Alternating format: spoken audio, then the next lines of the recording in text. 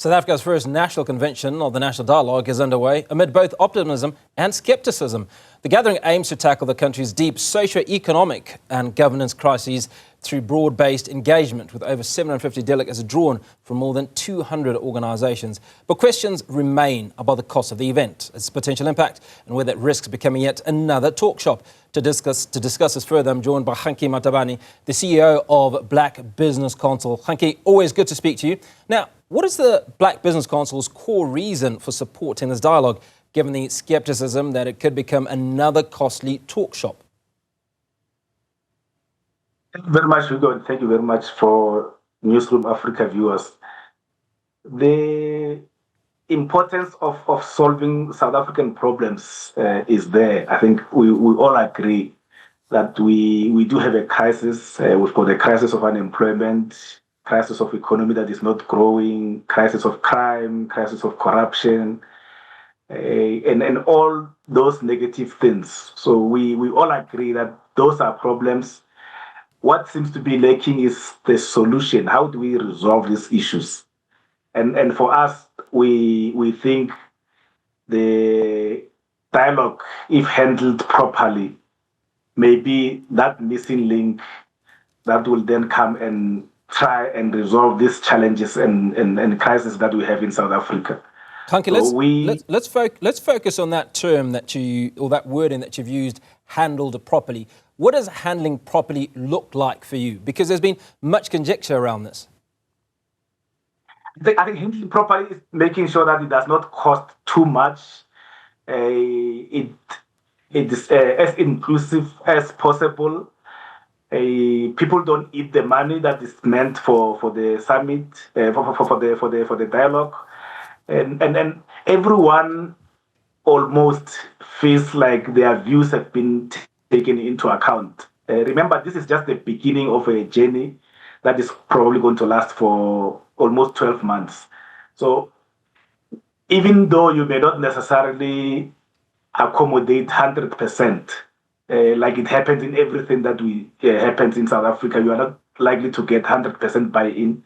But if you get like 80% buy-in from the citizens, that then should be able to assist. But the bigger question is, what happens to the information or the document that comes from there? Remember, we have a constitutional democracy where we have elections every 5 years. We just had elections last year.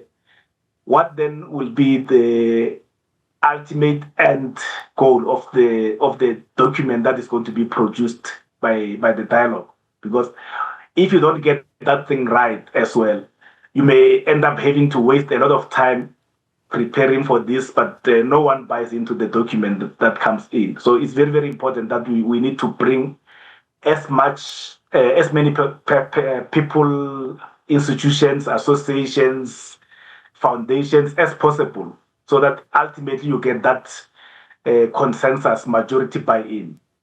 So you talk about the need to come up with a number of solutions based on several cohorts that are meeting and the needs of the South African people. Now, there's a constitution that's arguably one of the best constitutions in the world. There is a government. There's also a government of national unity that seeks to represent the interests of people. Surely, without going to dialogue, the debate arises that what is the need of dialogue? What is a role that the Constitution plays, that the government plays, more importantly, the government of national unity, if then you then have to go to dialogue to deal with issues that they themselves should be looking after? Yeah, I think the dialogue recognizes that there are processes in South Africa in the democratic dispensation that people may not necessarily be happy with. When you look at the number of people who register to vote and the number of people who are eligible to vote and the number of people who actually vote, you realize that there are so many people who are supposed to vote, but it looks like people have basically said, what is the purpose of voting? And I think those are part of the discussions and the discourse that we need to have. If the dialogue then comes to a conclusion that people are disillusioned by their political system that we have, maybe there's a need for us to change the political system. Remember, currently what you do, you don't vote for individuals, you vote for a party. So if in that party that you like, they then decide to appoint or deploy people who are not necessarily capable of doing anything, you've got no recourse. But maybe the discussion may be, if people feel after the dialogue has concluded that we need to direct representation and we need to change certain things, that then will then go to the constitutional system, which is parliament and everything else, and then we can then make the changes there so that the population can then feel like they need to engage with elections more than the way we're engaging with elections. So that is just one part of the issues that may help with the constitutional democracy. But there may be others, like the system of electing people and the system of, for example, if you are a president, you are elected as a president, you can only choose ministers out of the 400 people who are in parliament, and maybe additional 2 as per the constitution. But then what happens if the 400 people who are there are not necessarily suitable?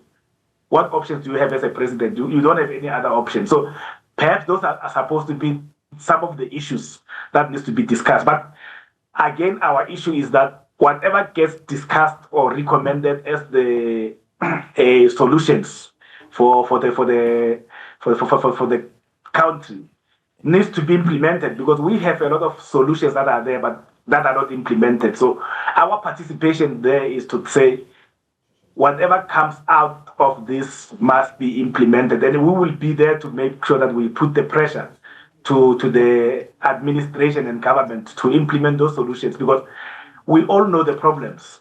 We all know the problems, but Kganki, the solutions are not implemented. It's almost like you are contradicting yourself in a way, because you've said that the dialogue is essential to come up with solutions.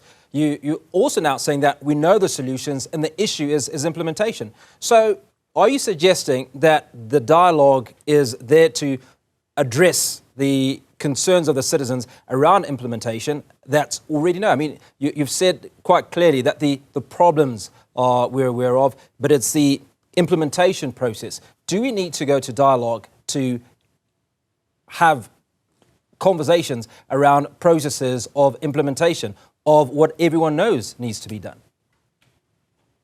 Yes, I think, remember, South Africa comes from a history where dialogues, conversations have basically assisted us as a country to get to solutions.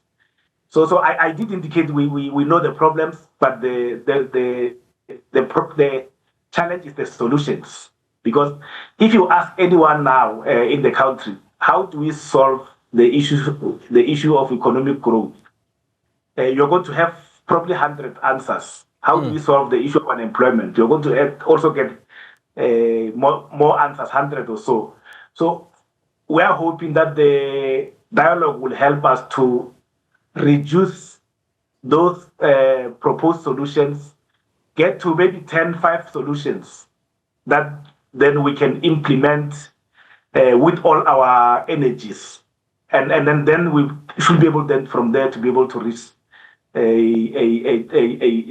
to reap some rewards of saying, how do we then grow the economy, how do we reduce unemployment, how do we deal with corruption, how do we deal with the crime, and then the entire country can buy into those solutions, so that even if you meet the taxi driver somewhere else, you ask them, what are the 5 most important solutions that we're supposed to implement as a country? They should be able to tell you those things.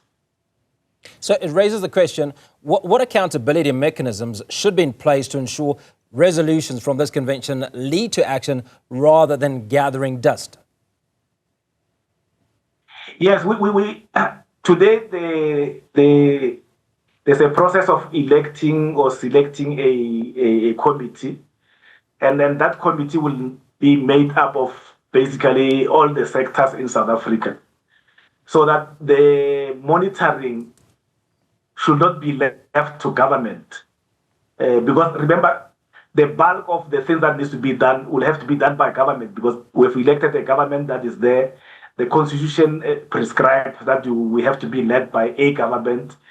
The bulk of the things need to be done by government, but the monitoring should not be left to government, because then we've seen over the past 31 years when government is monitoring itself that there's no consequence management, things are just being left hanging.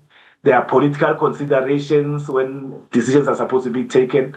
So that committee that is basically made up of everyone almost representative in South Africa should then be that monitoring mechanism, obviously on top of what government has in place in terms of monitoring, so that we can put pressure on the people who are elected and appointed to actually do service delivery, to be able to do what they're supposed to do. Now you talked about disenchantment of business, and some of those that are disenchanted are members that you represent. So what practical outcomes should business, particularly black-owned enterprises, expect from this particular dialogue? We've been talking about inclusivity for the past 31 years. We've been talking about economic empowerment. We've been talking about making sure that the economy, the ownership of the economy reflects the demographics, and we're far from there. We still have like only 5% of the economy being owned by black people. We've got almost 70% of CEO of JSE listed companies being white males, which tells you that progress is extremely slow. So from our members in particular, we want to then see the acceleration of that process of making sure that the economy transforms, the ownership reflects all of us who live in South Africa, and the employment equity gets implemented so that we can have black people meaningfully participating in the economy. As we sit in now, black people, black women, black youth are not playing a role in the economy that they're supposed to play. They're still marginalized. So part of us getting involved in dialogues and all this type of solution-seeking processes is to make sure that we accelerate that process so that we have everyone else participating in the economy equally.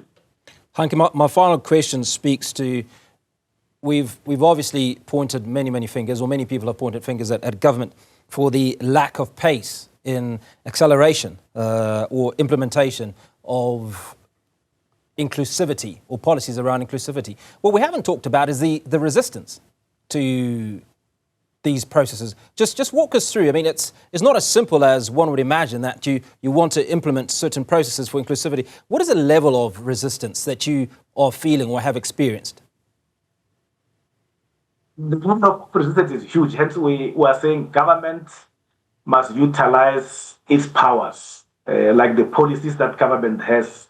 Government gives license to almost everyone. So when there's a resistance, government needs to develop the courage to decisively deal with those people. So majority of the time in private sector, especially big business, they are basically ticking boxes to say, if you want to get so many BE points, you must appoint the black woman there, you must appoint the person with disabilities there. But they are not necessarily implementing the spirit of the legislation. But they are allowed to do that because government is not doing its job of putting pressure on them, taking away licenses where it's necessary, and then utilizing the capacity and the power that government has. Government has got a lot of power in the country. They can, if they want something to happen, they can make it happen. So hence why I'm saying the bulk of the things that needs to happen needs to be done by government, and then everyone else will comply. But for the past 31 years, we have not seen government utilizing its levers properly. Kganki Matabane, the CEO of the Black Business Council, always good to speak to you, reacting on the National Convention and National Dialogue, which is currently underway, arguing that government needs to do a little bit more to ensure acceleration of inclusivity in much of its policies.